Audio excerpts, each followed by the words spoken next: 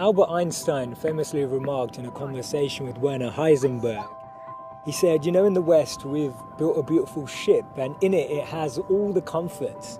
But actually the one thing that it doesn't have is a compass, and that's why it doesn't know where it's going. This paradox of our times was propounded by the Dalai Lama when he said we have wider freeways but narrower viewpoints. We have taller buildings but shorter tempers. Will Smith said that we spend money we haven't earned on things we don't need to impress people we don't like.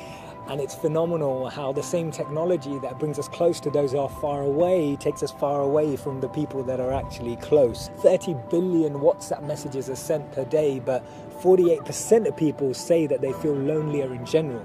The paradox of our times is that we have more degrees but less sense, more knowledge but less judgment, more experts but less solutions. It was Martin Luther King who said that the irony of our times is that we have guided missiles but misguided men. Have you ever found it perplexing that we've been all the way to the moon and back, but we struggle to start a conversation across the road or across the train? And doesn't it seem that we've tried to clean the air but polluted our soul? We've split the atom but not our prejudice, and we're aiming for higher incomes, but we have lower morals. So I'm hearing you ask, how do we bring a change? How do we dissect this paradox that exists in our lives? And it starts by us, each of us, pressing pause, pressing reset, and then pressing play again. Taking a moment to become more conscious, taking a moment to become more aware, taking a moment to really reflect on the consequence, the implications of a misplaced word, of an unnecessary argument that we all know we didn't need to have, or to speak to someone just slightly differently, in a different tone, in a different voice, in a different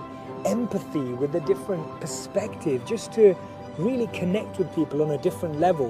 This thinking out loud started from Albert Einstein, and I'll track back to him when he actually said that the problems we have today can't be solved with the same thinking we used when we once created them. So actually we need to research alternative teachings. We need to dig into those ancient books of wisdom. We need to go back to understanding if there's anything written in those creased pages of time that can actually reveal more knowledge and more wisdom of how we can transform our experience of life today. Otherwise, this paradox means that every step forward we take, we're taking 3 backwards every time.